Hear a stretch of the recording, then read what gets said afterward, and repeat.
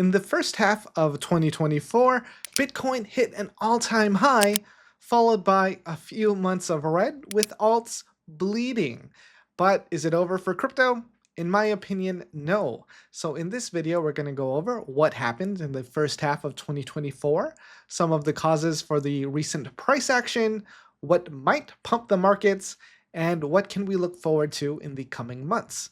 I'm Dan, and in this video, I'll be sharing my opinions and how I've been navigating the crypto markets. What's been working? Polymarket. Now, Polymarket is a predictions market where you can bet on various things like the election, different things in crypto, pop culture like Elon tweets, sports, what the Fed may do with interest rates. And that's because people love gambling. People love gambling. They love betting on things that they believe will happen just because they can potentially get paid out for it.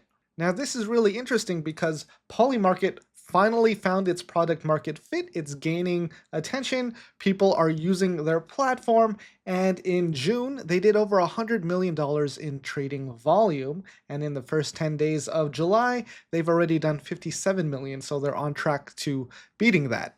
That's all just to say that there is a product in crypto that people want to use, and it's gambling. People are degenerate gamblers in crypto. There's nothing wrong with that. It's okay to be one, and I think that's why people love trading cryptocurrency at any time of day. Now, for myself, I actually had trouble using Polymarket because the site never worked for me, and I finally figured out that's because it's banned in Taiwan. The site just doesn't load, and in the US, you can use it, sort of, but the site doesn't fully load either. So there are issues there because, as you can imagine, betting on politics is illegal in certain countries, and in places like the US, using crypto, normally not allowed. So if you want to use Polymarket, be sure you're in a country where it's unrestricted to bet on politics. Because in some places like Taiwan, it is illegal to bet on elections, and that includes using Polymarket to do that. So in this headline, 11 arrested in Miaoli County for betting on the presidency via Polymarket. Now this is the Taiwan president election, not the US election, so it really has to do with Taiwan politics. More details here. $8,000 worth of cryptocurrency was confiscated, and those found guilty of profiting from bets made on an election can be sentenced up to 5 years in prison with a fine of up to 500,000 new Taiwan dollars, which is about 15,000 US dollars today. So if you actually lost on your election bets, you did not go to jail. I don't know how the Taiwan government found out that people were betting on the elections, and now I'm a little worried that I've been going to the Polymarket website, so yeah, I didn't use it, and I won't be, because I don't bet on elections, because I don't follow politics closely enough to make informed decisions. But there is some bullish news for crypto users in Taiwan, which hopefully other countries may follow. Taiwan Mobile Company Limited, Taiwan's second largest telecom operator with 9.86 million users, I am a customer, has applied to become the country's 26th virtual asset service provider.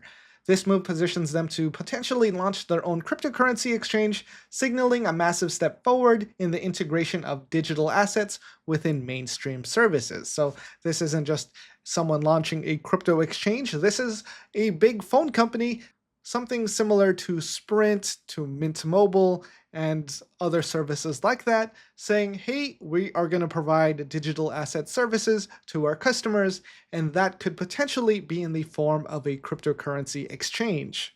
And there's a new proposal out for some enhancements on the Ethereum network. Those are proposals ERC 3770 and 7683. We'll go over this very quickly, but it's good news to enhance the user experience.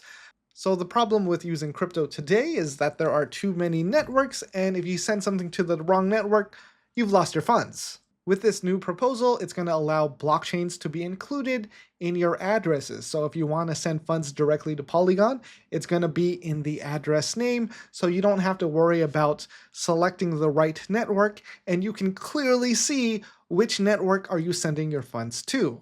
So that covers ERC 3770. ERC 7683 is more on the interoperability of assets and asset bridging, where it just makes it a lot easier if you have funds on Ethereum and you want to send them to BNB chain, you want to send them to Flare network, you want to send them to Arbitrum. That can simply happen on the back end with this new proposal. Now, I don't know too many details on how this might actually work in practical application, but if this does go through, it's going to make liquidity much better cross-chain, and it's going to eliminate a lot of services that bridges are currently providing. So you might want to be a little more cautious in what you're investing in, especially if it happens to be with crypto bridges, because this proposal could kill their business. So why has the market been dropping over the last few months? And two of the large reasons are because of Mt. Gox and the repayments to the customers at the time, and Germany. So we'll quickly go over these two. Now, the Mt. Gox hack happened in 2014, so a decade ago, and customers lost a lot of their Bitcoin, but with the funds that they have left, they are repaying their customers, and those repayments are starting to go out now. So there is a big fear of that sell-off. Mt. Gox was once the world's top crypto exchange, handling over 70% of all Bitcoin transactions in its early years. The hack resulted in the loss of an estimated 740,000 Bitcoin, which at today's prices is a lot. It's a lot. I don't even know what this number is. There's just too many numbers there. It's a lot. So Mt. Gox moved 47,228 Bitcoin, signaling the start of their repayment process, which has caused some of the market fear due to the large potential sell-off. However, it's worth noting that despite these concerns, the long-term impact may be less severe as the market gradually absorbs the selling pressure. That just means if people try to sell all this Bitcoin at once, they're not going to get a good price just because there isn't enough liquidity in the market, which means the price can fall very, very quickly, which kind of has been happening in anticipation of this event over the last few weeks. So the Mt. Gox repayments has been one of the bigger factors, and the other one has been Germany. Since confiscating $3 billion worth of Bitcoin in January, Germany's state of Saxony has sold over half of its initial holdings, causing distress to the market. So if they sold half, they sold $1.5 billion worth of Bitcoin onto the market. Earlier this year, the state's criminal police office, known by its German acronym LKA, seized about 50,000 Bitcoin, worth almost $3 billion at today's prices, from the operator of movie2k.to, a website found guilty of money laundering and other illegal activities. The German Federal Criminal Police Office, or BKA, started moving thousands of BTC to exchanges including Kraken, Coinbase, Bitstamp, signaling an intent to sell them. The wallet's Bitcoin holdings have dwindled to 23,788, so a little more than half of their Bitcoin balance. So a lot of fear in the market at the moment just because of these potential sell-offs. Now, there's really no telling how long the market will continue to drop, or if it's going to recover immediately or ever at all. So that's why investing in cryptocurrency does take on these large risks. And I'm sure if you're holding altcoins, it has not been pleasant. It's been a pretty painful experience for some of my altcoin bags. So yeah, let's talk about what I've been doing in the crypto markets. So right now, I'm actually holding quite a bit of Ethereum in anticipation of their ETF. Now, the Bitcoin ETF did not really pump the Bitcoin markets, but I just like Ethereum. I'm holding it. I believe in it. And if this ETF goes through, I believe that other people are going to buy into it, which could cause the price to go up. Now, that is just my prediction. It doesn't mean it's going to actually happen, so do not consider that financial advice. As for other things in the market, while my alts were bleeding, I started selling off some of them while moving to stablecoins and Ethereum. And with the stablecoins I had, I used that to farm on other different DeFi platforms to earn potential airdrops, to earn interest. And this is across multiple platforms over several different blockchains, because if a protocol gets hacked or they just mismanage funds, you could lose all your funds on that decentralized application in an instant. And this has happened in the past. So I want to minimize that risk by using different blockchains and different decentralized applications. Some of my most painful memories was holding a lot of assets on the Harmony blockchain and on Luna. So yeah, if a blockchain goes down, everything goes down with it. You want to minimize that risk by kind of spreading things out. And for other things I'm looking forward to in the next half of 24, I'm looking for where the users are going. A lot of them are going to these Telegram games. I don't really understand where they're finding this information or who exactly are these demographics, but there are millions of people jumping into the Ton ecosystem, so I'm trying to figure out, is there a lot of value to that? The experience is pretty good for at least picking up very casual games. I've been looking at Polymarket, but I haven't been using it for legal reasons. And I'm just trying to learn more about what's going on in crypto, where these trends are, just to try and stay ahead of these things. And if you want to have an informational edge in crypto, you need a strong community to help you get there. So I do recommend joining Retail DAO. It is free to get in, but there is an application process. I'm going to leave a link in the description because with all the information going on in there, it might just help you find the next opportunity, or you could share the next opportunity you found with the group, which can benefit everybody.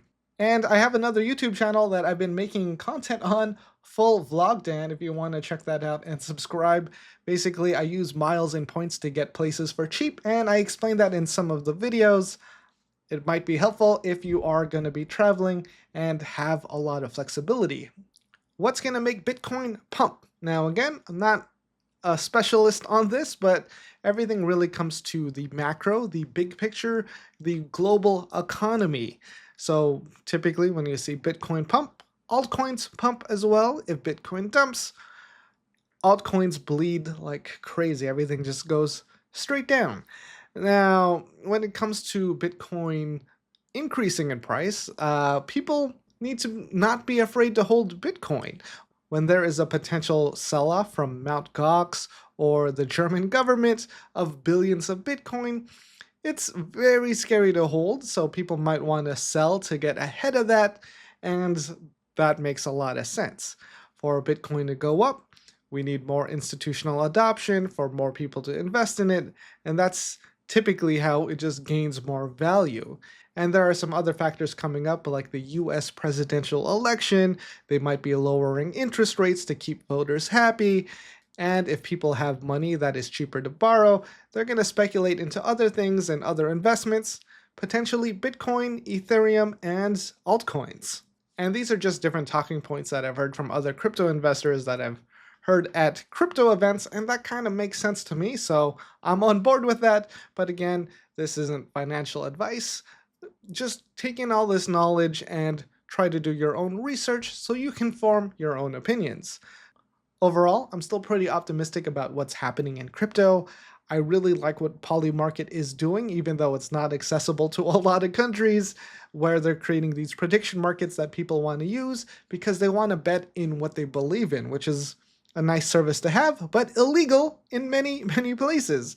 And with Telegram apps picking up, millions and millions of users are getting onboarded with just a few clicks. With that, I think onboarding users into crypto and other ecosystems is just going to keep getting easier.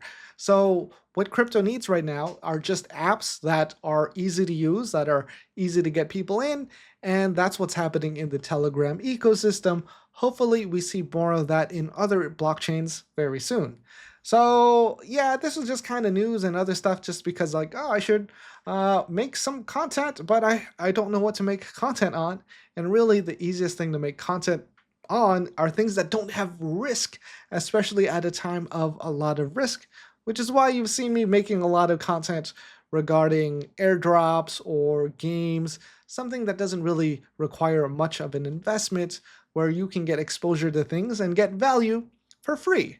But if there is something you are interested in learning, let me know in the comments. If this video was helpful, you know what to do. And with that, I hope you got your full value for today.